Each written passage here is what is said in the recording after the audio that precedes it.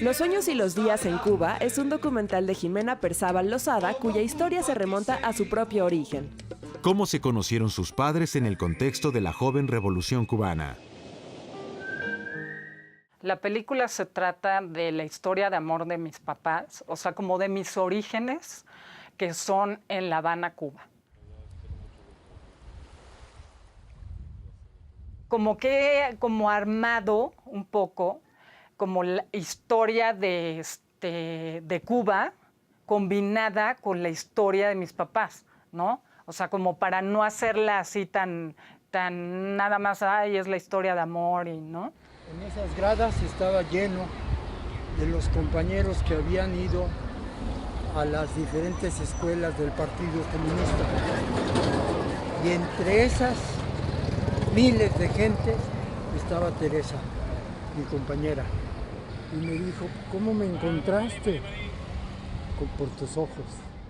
Mi papá es mexicano, de una familia muy grande mexicana, pero como él estudió toda la carrera de economía, es de la primera generación que salió de la Universidad de La Habana, entonces él se siente, como lo dicen en el documental, mitad cubano. Mi mamá se llamaba Teresa Lozada y Custardoy. Es hija de exiliados españoles y fue un periodista, ¿cómo se llama? Antropóloga, socióloga, hizo ciencias políticas, escribió 2 libros, no sé, lo máximo. Será por lo que viene. Mi mamá va a Cuba porque tiene una hermana que está viviendo en Cuba, casada con un ingeniero español, al cual contrataron en Cuba. Entonces a ella se le ocurrió, bueno, pues buena idea, está mi hermana, y de paso estudió algo, y aparte pues estaba recién la Revolución Cubana. Por el peso de una isla en el amor de un pueblo, o por el che que me provoca todo esto, Ernesto, la omnipresencia. Este país ha sido como muy importante para mis 2 papás. Por un lado, para mi papá, siente que el socialismo y la revolución cubana han sido lo máximo en este planeta, ¿no? Y pues un poco era como encontrar esas 2 partes, porque mi mamá, por otro lado, después de que los iban a enviar a una misión para ir a apoyar al Che, que se suspendió porque se dieron cuenta que alguien había avisado dónde estaba el Che, mi mamá se regresó a México y nunca volvió a Cuba. Yo sé que Teresa estudiaba en la escuela provincial del partido. Ella vino como una mexicana revolucionaria que se le impartían cursos de carácter político. Y entonces, no sé cómo se enamoraron. Yo sé que yo iba a las actividades que hacía la Asociación de Amistad México-Cuba. Carlito me llevaba y ella parece que iba a esas actividades también, y se encontraron y se enamoraron. Básicamente lo que hice fue iniciar una historia de amor que fue en los 60s, ¿cómo se llama? Y en una jugada de ajedrez donde mi papá le adivina la jugada de ajedrez al contrincante con el que estaba jugando mi mamá, y el contrincante se pone furioso, pero ahí se enamoran. Será por la maldita circunstancia del agua por todas partes. Será.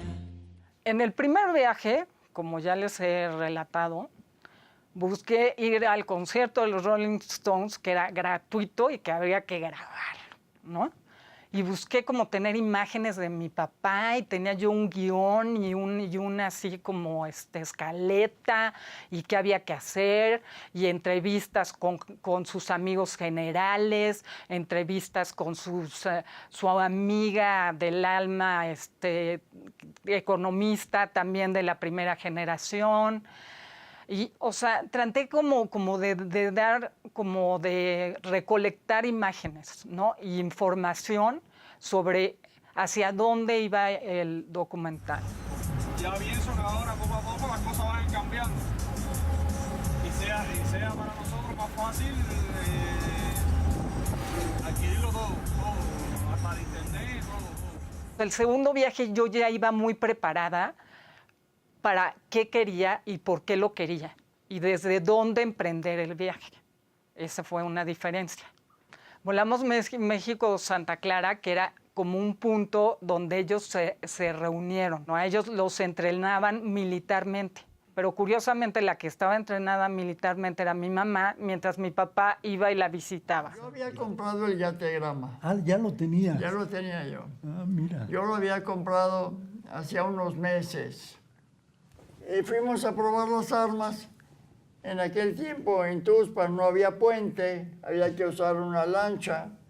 Entonces probamos las armas, comimos y cruzamos el río en la lancha, en la panga. Conoció al Che, que conoció a Fidel, o sea, que conocen generales, o sea, mi papá le abren la puerta a los generales y entramos ahí y platican con él y, o sea, es como muy impactante, ¿no? Porque tengo el privilegio de conocer la historia de Cuba desde muy cerquita. Así firmaba el Che en aquella época. Ernesto Guevara Serna. Agotados por el hambre y el cansancio, quiso Dios que topáramos con un puñado de cubanos dignos que, hermanados en un ideal de una Cuba mejor, nos prestaron ayuda material y moral, entre ellos dándonos albergue en su finca, proporcionándonos alimentos, guías a través del monte. Mi película cuenta esta historia de amor, pero no solo cuenta desde aquel entonces donde se enamoraron, sino desde este presente que yo como realizadora veo, ¿no? O sea, porque yo lo que estoy planteando, pues a lo mejor no tiene que ver con los ideales de entonces, ¿no? Y son muchas cosas diferentes. Aunque está esta contraparte de principios de la revolución y de lo que queda de la revolución, pero también hay una realidad apabullante, no es, ¿cómo se llama? No sigue siendo así la panacea, ¿no? Un día llega el compañero del Partido Comunista y me dice que si quiero hacer una acción revolucionaria, que es secreta. Entonces yo le digo a este compañero, si no lo sabe mi compañera Teresa Lozada, yo no voy a ninguna acción revolucionaria. Llevo 4 años planeando esta película, primero en el papel y luego viendo pues, quién se sumaba al proyecto, ¿no?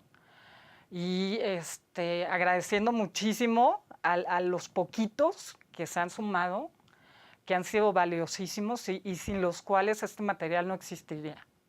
¿Usted ha tenido alguna pareja que esté fallecida? Viene dándole mucho triunfo a usted, ¿oyó? Y mucha firmeza y estabilidad para ayudar. El documental Los sueños y los días en Cuba se encuentra a medio camino entre la edición y una próxima etapa de rodaje.